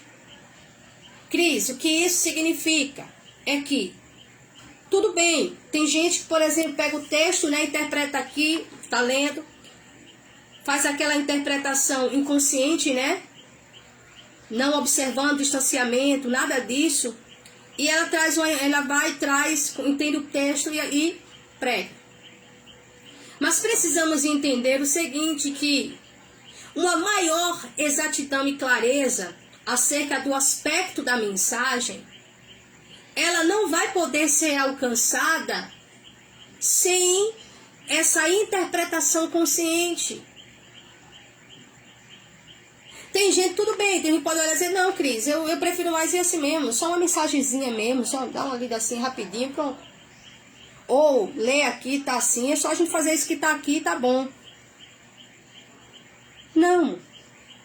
Então eu preciso entender isso. Para que eu tenha a compreensão do texto com uma maior exatidão, eu preciso ter em mente, né, que eu preciso, para alcançar essa interpretação consciente, eu preciso me esforçar para que isso aconteça. Tá? É necessário isso. Seria importante perguntar até que ponto o lado humano das escrituras possibilitam, né, a entrada de erro na mesma. É onde agora, daí pra frente, gente, daí pra frente, escuta uma coisa que eu vou dizer a você. Desse parágrafo agora pra frente, vai vir questões um pouquinho, tá, um pouco complexas, eu falar assim de aceitação, tá, de aceitação. Mas a gente precisa entender que existem erros, tá? Não erros de inspiração, erros de tradução. Repito, não erros de inspiração, porque Deus não erra. Eu falo erros de tradução. Vamos lá. Seria importante perguntar até que ponto o lado humano das escrituras possibilitaram a entrada de erros na mesma. Esta é uma questão bastante controversa e certamente não poderemos abordá-la de forma exaustiva aqui. Apenas reafirmamos nossa convicção de que a Bíblia é a verdadeira palavra de Deus, com as seguintes qualificações que a gente vai ver agora a seguir. Preste atenção aqui numa coisa. É complicado isso que eu vou falar para vocês. E falo isso com responsabilidade também, e entendendo isso muito bem que eu vou falar aqui. Não existe erros na inspiração. Não, quem inspirou foi Deus. Não houve erro quando os autores escreveram. Por quê? Porque eles escreveram inspirados por Deus. Mas na tradução é onde está o problema. Por que o problema, Cris? Porque na tradução a gente pode encontrar erros. Por isso que eu falo, a gente precisa ter muito cuidado no estudo das escrituras. Porque uma palavra traduzida errada, ela muda o sentido do texto. Por isso a importância da gente buscar pesquisar. Tá? Por isso que é importante nós buscarmos pesquisar a respeito. Isso aqui só foi um ponto que eu quis deixar, né, que eu quis deixar aqui e comentar com vocês, falar para vocês. Primeiro, a gente precisa ter em mente, claro, né, que a palavra de Deus, ela é verdadeira. Ela é verdadeira. Mas na tradução dela é onde, no seu original, foi onde aconteceram algumas adulterações de nomes, tá? Eu vou dar um exemplo aqui, um exemplo muito forte, que para mim é um dos exemplos muito forte. Olha, na hora, nós sabemos que nós temos em mãos, que a Bíblia que trazemos em mãos, é cópia de cópia de cópia de cópias, né? A gente sabe disso. Mas aí o que é que acontece? Eu vou citar um exemplo aqui, por exemplo, de Romanos, que para mim é um exemplo crucial. Romanos, capítulo 16, versículo 7. Romanos, capítulo 16, versículo 7, diz assim: saudai Andrônico e Júnias. Isso mesmo, Júnias, meus parentes e companheiros de padecimento na prisão, os quais são dignos de louvor entre os apóstolos, e estavam em Cristo antes mesmo de mim. Vamos lá. Quem era Júnia? Ou Júnias, né, como está aqui no texto. Quem era esta pessoa? Se você for pesquisar sobre esta pessoa, você vai encontrar no YouTube, em alguns artigos, né? Você vai encontrar que se tratava de um homem. Mas na verdade não se tratava de um homem, se tratava de uma mulher. Ao olhar o texto e entender que se trata de uma mulher, isso significa dizer que havia uma apóstola. E isso não é heresia que eu estou contando para você. Isso que eu estou falando para você, outros pastores começaram a analisar esse texto. E Júnia é uma mulher. Só que tem uma coisa aqui que aí é onde vou dizer a você que houve adulteração. Adulteração. Primeiro, não existe nenhum manuscrito onde atribua este nome a homens, mas unicamente a mulher. Ok? Este nome Júnia como é que eu posso falar? As mulheres recebiam, né? Muitas mulheres receberam esse nome em homenagem a uma deusa. Em homenagem a uma deusa chamada Juno, se não tiver enganado é Juno. Então, receberam, né? Ou seja, então Júnia nunca foi. Primeiro, é um nome romano. É um nome romano. E Paulo faz questão aqui de citar nas suas saudações e recomendações, aqui para concluir a sua carta no capítulo 16, ele cita Andrônico, né, e Júnias. A Bíblia BKJ, né, do estudo Roman, mostra claramente que é uma mulher, porém, nas traduções deixaram como um homem. Aí eu pergunto a você qual o propósito de adulterar, porque isso aqui foi uma adulteração, tá? Isso aqui não foi um simples erro, gente, isso não foi um erro, ai, foi casual, ai meu Deus, a caneta, eu tava com mal de Parkinson e deu errado, não, a caneta caiu e escreveu sozinha. Para! Você já parou para pensar a Bíblia na mão de uma pessoa ideológica, uma pessoa que, por exemplo, porque assim, o erro pode ter sido da seguinte maneira: ou, né, na hora da tradução, a pessoa de forma totalmente tendenciosa foi e colocou lá, adulterou o nome. Por quê? Quem lembra aqui o que eu falei ontem acerca do distanciamento contextual, quando eu falei como as mulheres viviam em Israel naquela época? As mulheres não tinham direito ao conhecimento, a mulher não tinha o direito de frequentar uma faculdade teológica, né, uma escola teológica.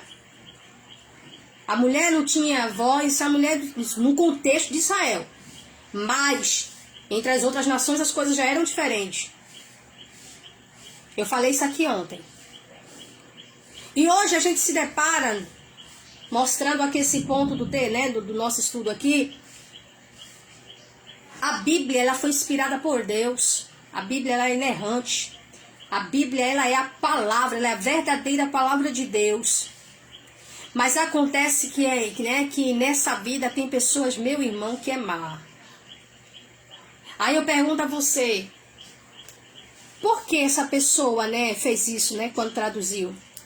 Ou quando, olha, foi na tradução ou na cópia, tá? Nesse processo de cópias, alguém pode ter adulterado no processo da cópia ou no processo de tradução.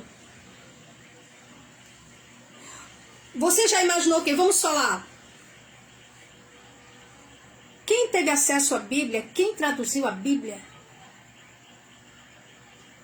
Pelo que nós sabemos, por exemplo, né, João Ferreira de Almeida foi um padre.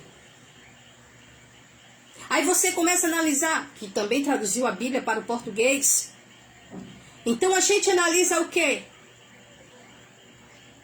Como funciona, né, a vida das mulheres. Isso aqui não é crítica, nem ninguém está falando mal aqui de religião não, tá, gente? Eu estou falando aqui da realidade.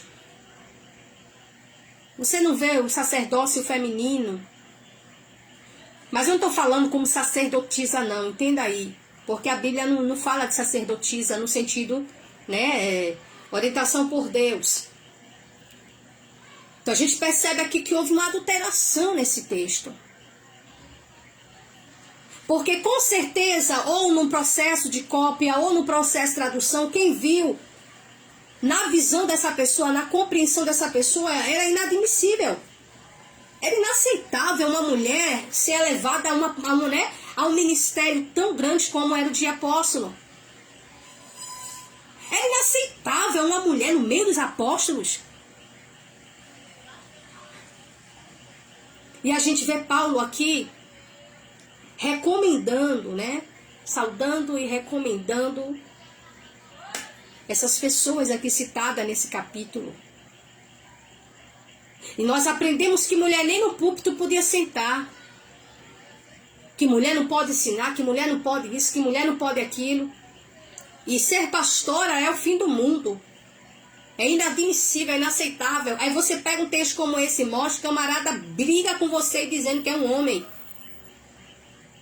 Então, quando nós vamos interpretar a Bíblia, nós precisamos levar em consideração isso. A gente, quando vai pelo distanciamento, então a gente percebe que houve muita coisa, né? Cultura, a gente, como nós vimos aqui, tudo isso a gente analisa. E para a gente entender, nós precisamos recorrer, por exemplo, para eu falar a respeito, né, da questão geográfica da época. Eu vou pesquisar arqueologia, eu vou pesquisar, vou correr atrás de um livro, porque para entender... Para entender, quando você vai olhar e vai ver o que aconteceu, né? Vamos lá, por exemplo, o que aconteceu com o que Deus fez com Israel. Deus colocou Israel ali diante daquele mar, no ponto. Porque o mar estava lá, só que dentro do mar havia um abismo desse lado e deste lado. Deus fez Israel passar aqui no meio. Só que quando a gente lê, a gente não percebe isso. Mas existe um mapa, tá? Tem um mapa que mostra claramente essa realidade. Então, uma coisa eu digo a você, não tem como a gente fazer uma, né, a gente fazer, trazer, né, uma... com mais exatidão ou maior exatidão e clareza, né, um assunto, um texto, sem levar em consideração esses aspectos que nós apresentamos aqui. Seguindo adiante, vamos lá. Vamos ver. Apenas afirmamos nossa convicção de que a Bíblia é a verdadeira palavra de Deus. Ponto final. É a palavra de Deus, a Bíblia.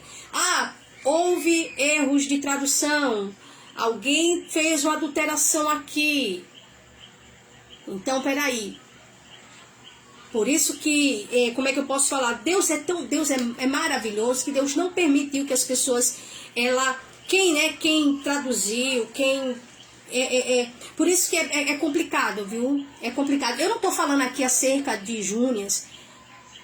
Eu não falo de liderança feminina porque eu sou pastora. Eu me lembro que uma pessoa chegou e veio bater de frente, não, pastora não é bíblico, pastora não é bíblico. Eu disse, eu não vou perder o meu tempo tentando explicar, já que a pessoa já chegou aqui para mim e já veio já com esse turbilhão de coisas falando aí, com um turbilhão de textos aí falando, sem interpretar nada. E mais, né, gente, eu não tenho como ficar o tempo todo, sabe? Mas, se a pessoa estivesse perto, ou pelo menos falando no telefone, ia ser mais fácil, que nem eu fiz com um senhorzinho que ele nunca mais apareceu no meu Facebook. Graças a Deus. Tá. Vamos ver aqui agora. Vamos ver agora essas qualificações que mostram que a palavra de Deus, ou que a Bíblia é a verdadeira palavra de Deus. Nós já estamos se aproximando aí para encerrarmos. Ao dizermos que a Bíblia é verdadeira palavra, ou seja, que é verdadeira, corrigindo aqui. Ao dizermos que a Bíblia é verdadeira em tudo o que afirma, não estamos negando que erros de copistas, tá? De quem copiou. Não estamos negando que erros de copistas se introduziram no longo do processo de transmissão do texto. Ou seja, quando nós afirmamos que a Bíblia é verdadeira em tudo o que afirma, não estamos negando que erros de copistas se introduziram ao longo do processo de transmissão do texto. Pode acontecer, gente, não era escrito assim, era escrito à mão, assim. Imagine o processo, o cansaço, tá? Daqueles copistas, eles copiando várias vezes a mesma coisa. Se você negar que esses erros, ao longo desse processo de transmissão, se você disser que isso não aconteceu, vai estar mentindo. É negar a realidade. Por quê? Quem escreveu não foram os copistas, eles copiaram os textos.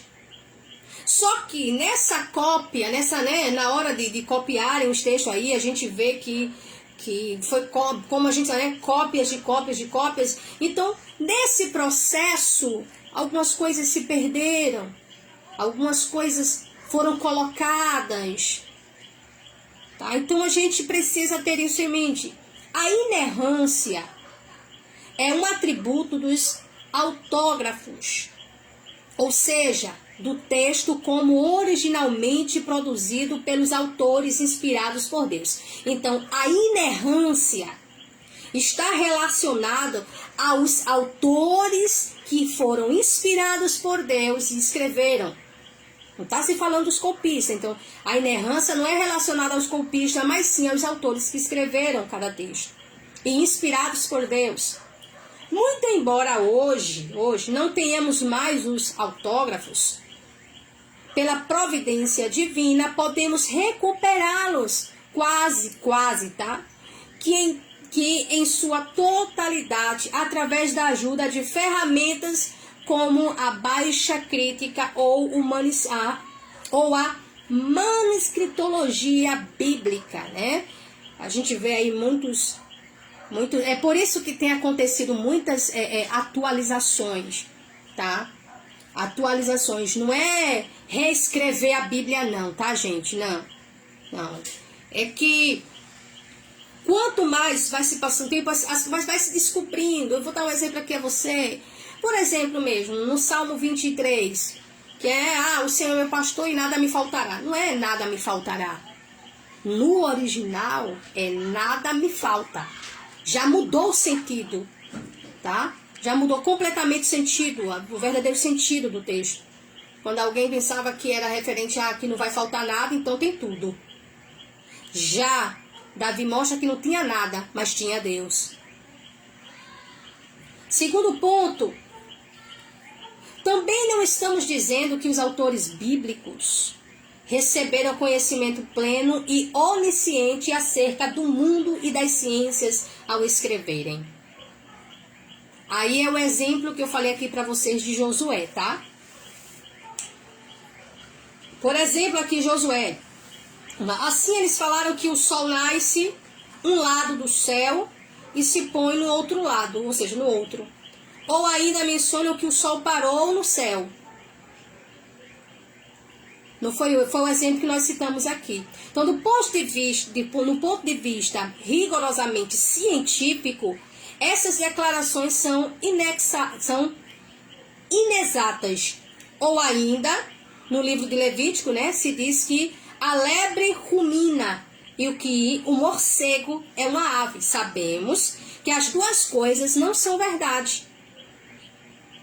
Você está entendendo? O que ele está querendo deixar claro aqui é o seguinte, é que os escritores, inspirados por Deus, ao escreverem, eles não tinham este conhecimento pleno, tá? Ou seja, eles receberam o conhecimento de Deus, mas não um conhecimento pleno, onisciente, acerca de tudo, acerca, por exemplo, né, do mundo e das ciências. Não. Eles mentiram no que escreveram, não é dizendo que eles, por exemplo, né, eles foram inspirados por Deus para escreverem. Então, aí, aqui o professor, ele cita essa questão de Josué, e agora a questão de Levítico, né, quando o próprio Moisés, ele escreve dizendo o seguinte, que a lebre rumina e que o morcego é uma ave. Sabemos que as duas coisas não são verdade. Lebres não ruminam, e morcegos não são aves. Ou seja, eles foram inspirados por Deus, mas eles não tinham noção, tá? Eles não tinham noção, por exemplo, que, vamos lá, Moisés não tinha noção que o morcego não era uma ave. Por que ele disse que era uma ave? Porque o morcego voa, então, gente. Já imaginou, tudo que voa é ave. Mas nem tudo que voa é ave. Na visão de Moisés, tá voando é ave. O morcego não voa? Então, quando Moisés falou, viu o morcego voando, então acreditou que era uma ave.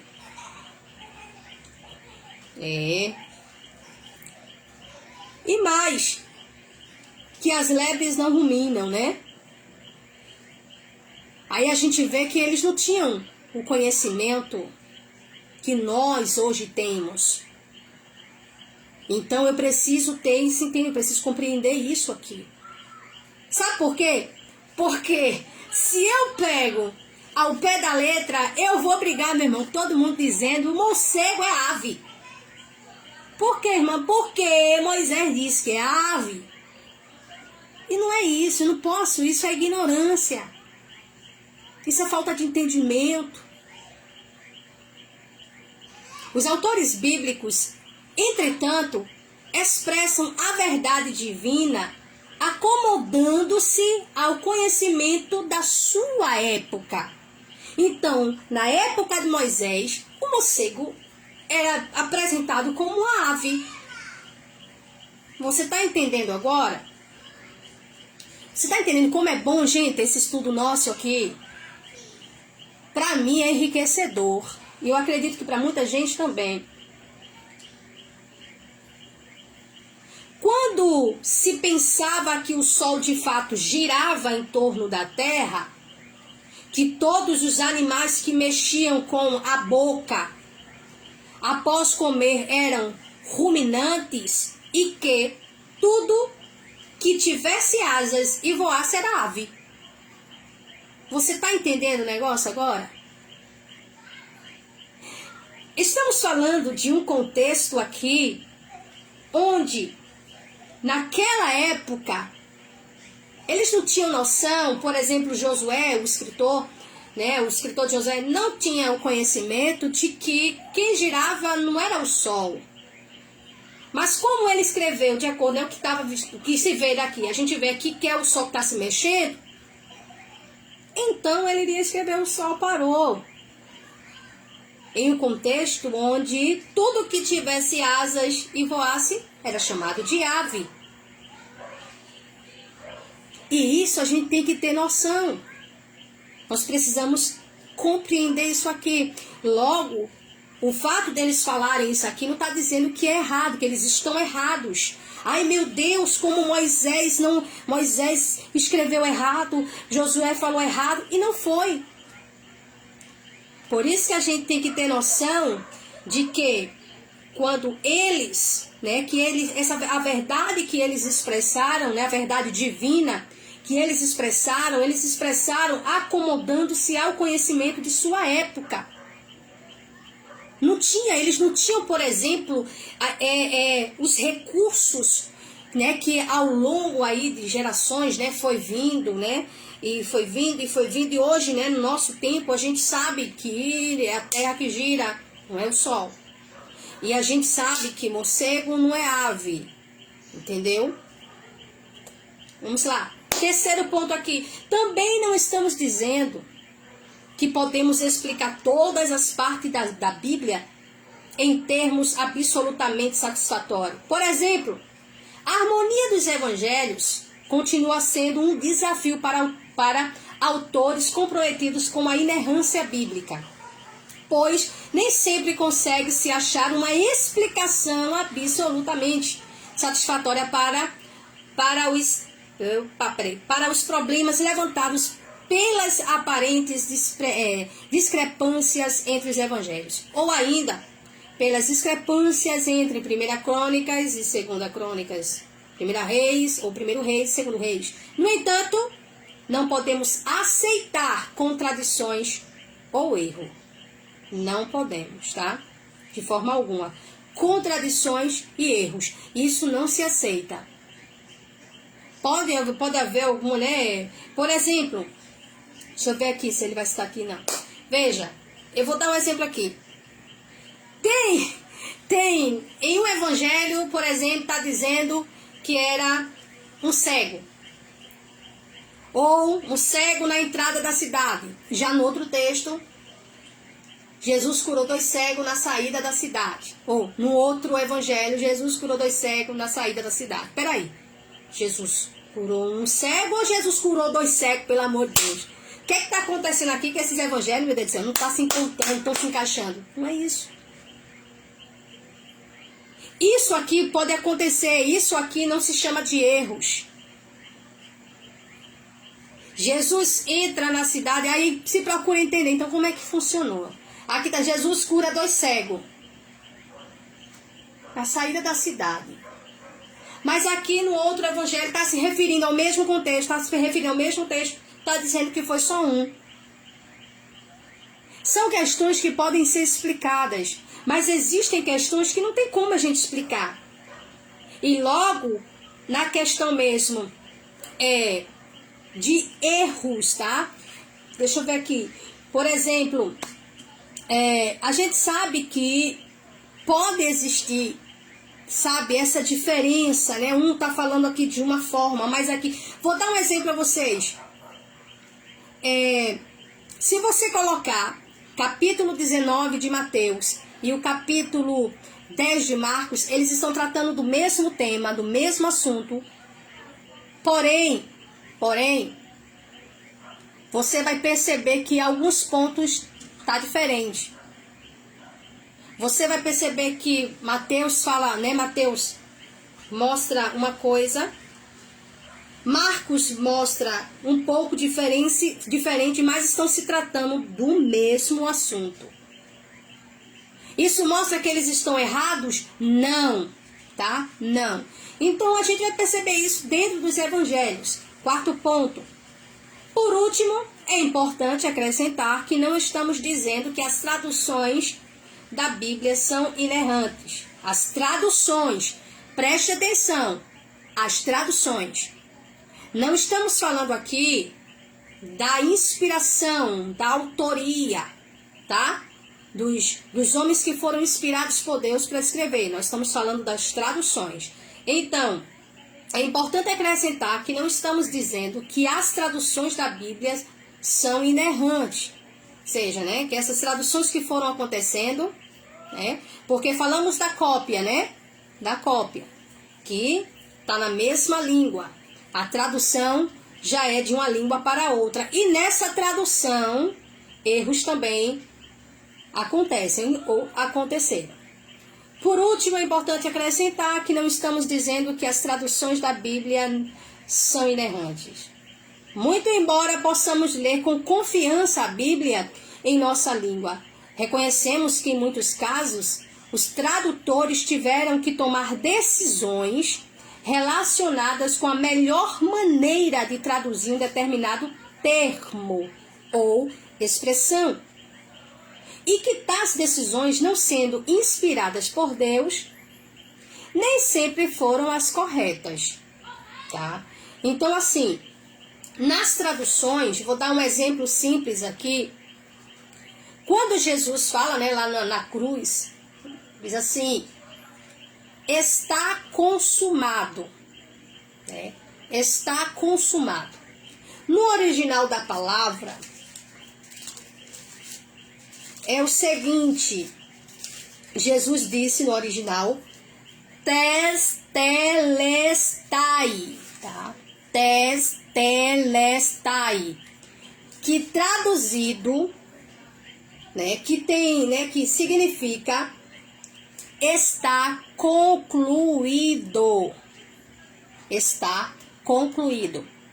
Quando houve a tradução, quem traduziu, por exemplo, para o português, né, a palavra testelestai, ela tem vários significados. Então, o escritor, ou seja, o tradutor, né, ou quem traduziu a Bíblia, ele buscou o mais próximo da nossa língua, tá? Para que a gente pudesse entender. Então, ele não colocou concluído, ele colocou consumado, que foi o que mais chegou próximo.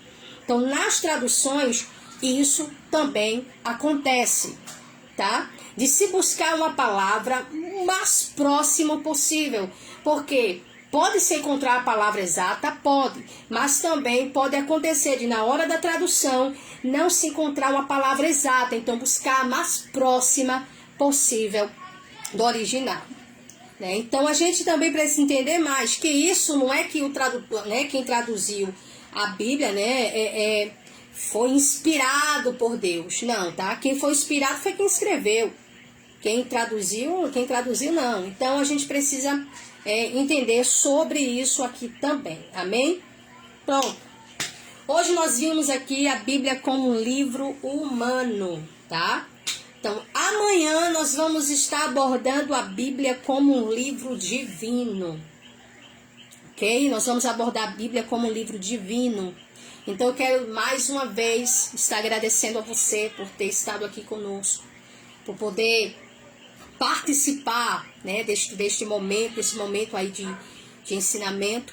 Né? Você que perdeu o estudo de ontem e você quiser, eu envio o link para você, tá? E aí você vai estar assistindo também, né, o estudo de ontem, né? E para a glória de Deus aí, eu creio que é para ajudar, tá? É para ajudar. A gente olha, é cansativo, né? É um assunto que é cansativo, meu irmão. Mas deixa eu te falar uma coisa. Tem pessoas, né, que vamos falar do lado profissional, né? Dedica horas de estudo, dedica uma certa parcela do seu tempo para estudar, se capacitar. Para quê? Para ter conhecimento e poder, um exemplo, ter um salário melhor, poder subir de cargo na empresa. Tem muita gente que se dedica muito para isso. Mas infelizmente, quando a gente fala da palavra de Deus, tem muita gente que não se importa. Tem muita gente que não, para ele tanto faz. Tanto faz isso aí, né? Mas eu louvo a Deus porque tem pessoas por este mundo afora que Deus está despertando. Deus está despertando. E para mim, tá vendo esse material aqui? Esse material aqui, cara, quanto mais eu leio, mais eu me alegro. Quanto mais eu leio, mais eu aprendo.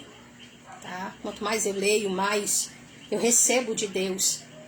Porque, gente, é tão bom quando a gente consegue abrir o texto e quando a gente se depara com ele e temos noção disso aqui e muito mais que vem daí pela frente, a gente consegue trazer uma exegese muito, mas muito próxima da verdade, né?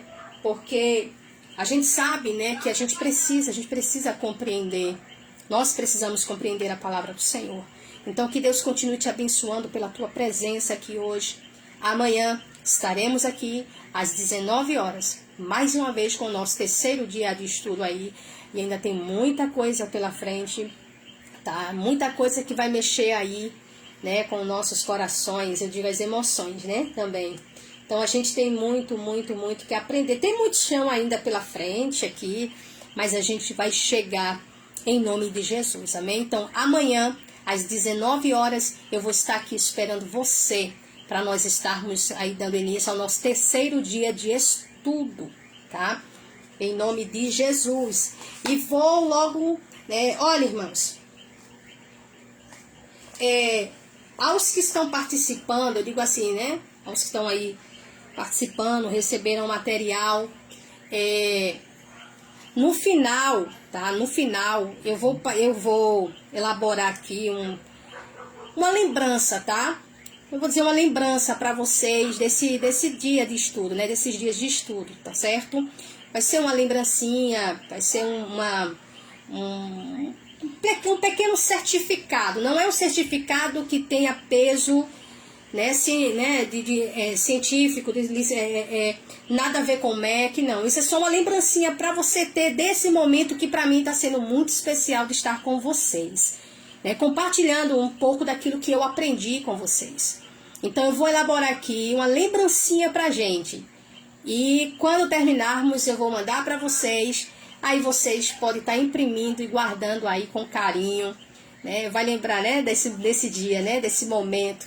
Então, isso no finalzinho, tá? Não é nada que, não é um certificado, não é um diploma que você vai colocar lá na parede, né, como um diploma de teologia, não, nada disso. É só, e isso vai estar específico lá embaixo, tá, meu irmão? Meu irmão, eu gosto das coisas muito certinho. Lá embaixo, tá? Deixando lá bem bonitinho, que é só uma lembrancinha para você guardar desse momento nosso. Bom, então vamos orar agradecendo a Deus. Então poderíamos deixar de orar, que Deus continue abençoando a todos. Minha amiga Márcia Barbosa, muita saudade, tá, Márcia? Sinto muita saudade. Tá? Manda paz aí para todos, em nome de Jesus, né? Graça e paz aí a todos aqui que estiveram conosco.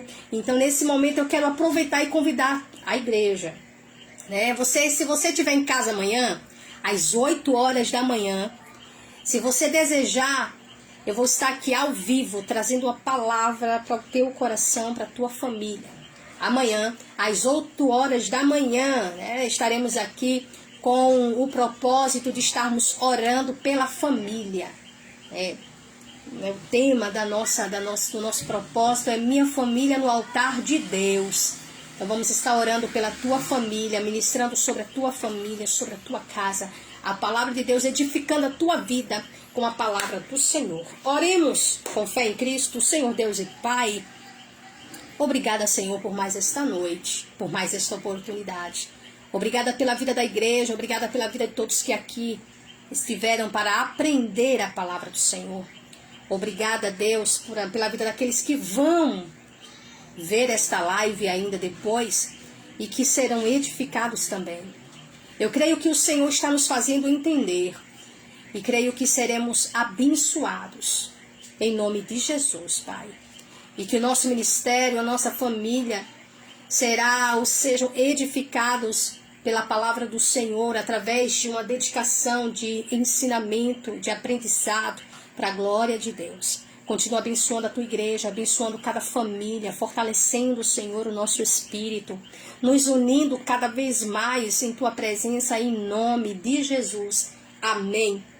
Não saia sem receber a bênção neste momento. Eu sei que é um estudo, mas eu não deixo de dar a bênção apostólica. Então recebe neste momento que a graça do nosso Deus, o amor do nosso Pai, a comunhão e as consolações do Espírito Santo seja com você, seja com a tua família, seja com a tua família, com os teus vizinhos, com teus parentes, em nome de Jesus. Amém? Que aonde você tocar, agradando assim a Deus, seja abençoado, e aonde pisar a planta do teu pé, também seja abençoado e próspero, em nome de Jesus. E não esqueça, sempre, sempre, fé, força e foco em Deus, em nome de Jesus. Amém. Tchau, tchau, gente. Um beijo no coração de todos. E amanhã, não esqueçam, 8 horas da manhã aqui, das 8 às 10 da manhã, minha família no altar de Deus, unidos em oração, orando uns pelos outros, para a glória do nosso Pai. E shalom a todos, em nome de Jesus.